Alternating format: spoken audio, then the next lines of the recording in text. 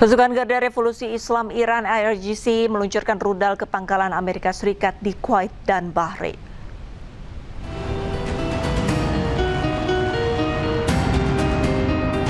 Rekaman yang dirilis oleh Garda Revolusi Iran pada hari Minggu menunjukkan peluncuran rudal ke 8 situs penting AS di Kuwait dan Bahrain.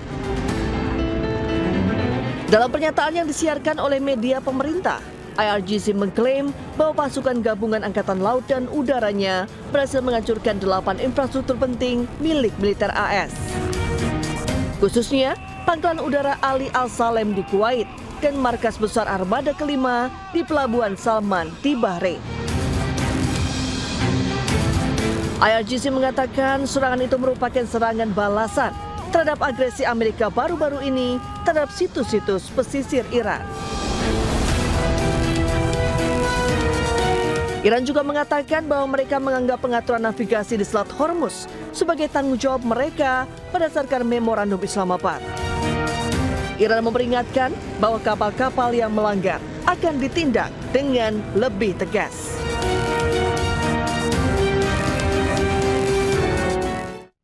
Menteri Luar Negeri Iran Abbas Araghchi memperingatkan Amerika Serikat agar tidak ikut campur dalam pengaturan Selat Hormuz.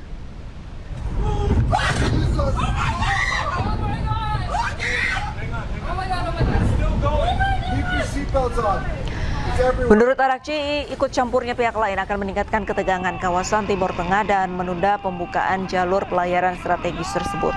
Hal ini disampaikan Araghchi saat berbicara pada konferensi pers bersama Menteri Luar Negeri Irak Fuad Hussein di Baghdad. Berdasarkan nota kesepahaman yang ditandatangani dengan Amerika Serikat, Selat Hormuz akan kembali ke kapasitas sebelum perang dalam waktu 30 hari.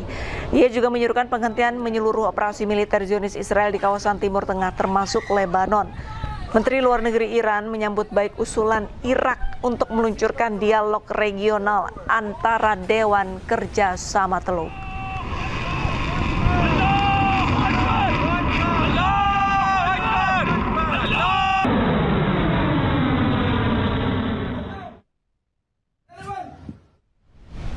Amerika mengklaim bahwa Iran meminta pertemuan di Qatar pada hari Selasa. Pengumuman ini muncul setelah Iran mengadakan pembicaraan pertamanya dengan Oman mengenai pengelolaan Selat Hormuz.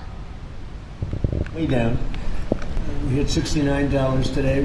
It was higher than that prior to the denuclearization of Iran fight that we have, which we're doing very well. There'll be a meeting on that tomorrow in Doha, and to go into Qatar.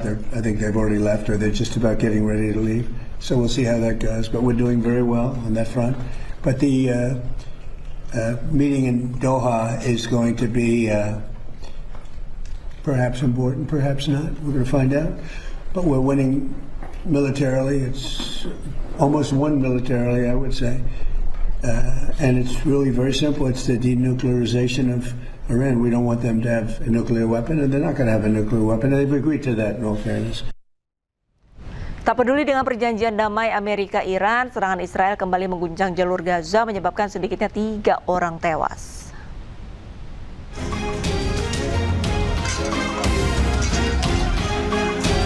Sebuah kendaraan sipil yang melintas di Jalan Salah Aldin, Gaza Tengah, menjadi sasaran serangan pasukan Israel pada Jumat lalu.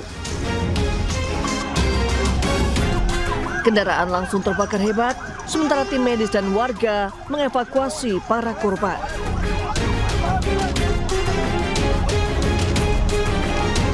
Dalam serangan drone yang menargetkan kendaraan warga ini, sedikitnya 3 warga Palestina tewas. Seluruh jenazah kemudian dievakuasi ke Rumah Sakit Al-Aqsa di Deir al-Balah.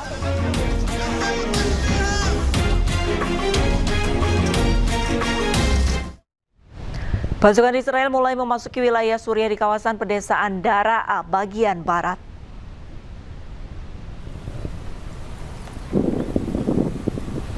Menurut media Suriah, pasukan Israel dengan 4 kendaraan maju menuju Ma'ariyah di wilayah cekungan Yarmuk sebelum mencapai desa Abidin dan wilayah Tal Al-Magar di dekatnya.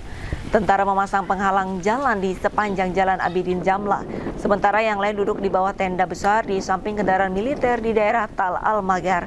Terlihat sebuah bendera Israel berkibar di lokasi tersebut. Sementara itu, juru bicara IDF Avichai Adraye mengunggah di X bahwa pasukan dari Brigade ke-210 telah melenyapkan sejumlah penyabot bersenjata di zona keamanan pertahanan di Suriah Selatan.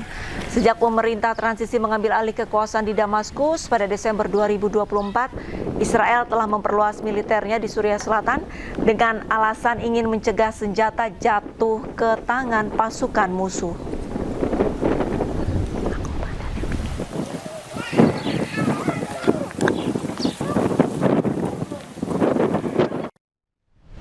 Sebuah faksi pecahan dari Taliban Pakistan mengklaim bertanggung jawab atas serangan Karachi. Akibat serangan ini puluhan orang dilaporkan tewas.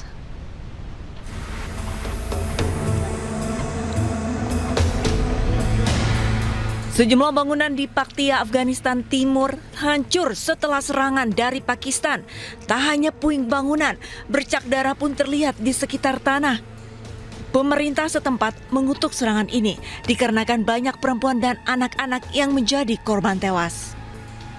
دغه بمبار چې شو په دې کور کې وړ ماشومان تر سره خو بیا ولې په خوب شریف راته وو چې زه خبر نشم کولای برحمانه بمباري په وکړه دغه ظالمانو د اسلام دعوا کوي د تور پنجابیان چې موږ اسلامي هیواد یو هیڅ کله اسلامي هیواد نه ده نو په دې بمبار کې تقریبا 4 کسان نور شهیدان شول.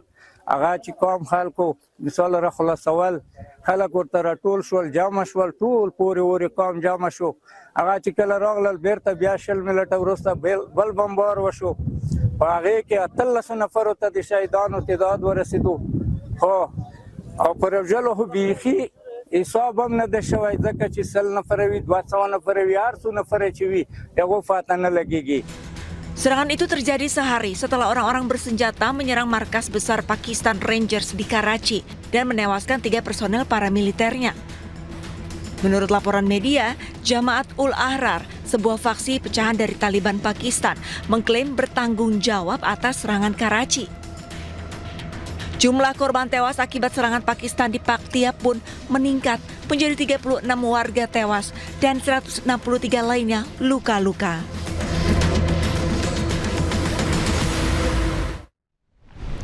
Sementara itu di Iran, seorang anggota IRGC tewas dalam serangan bersenjata.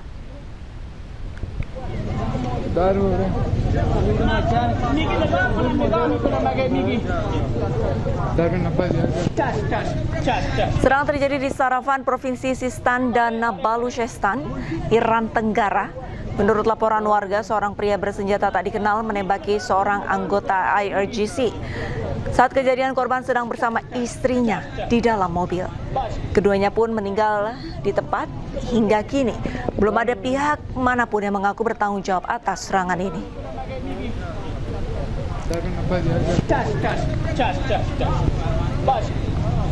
Are.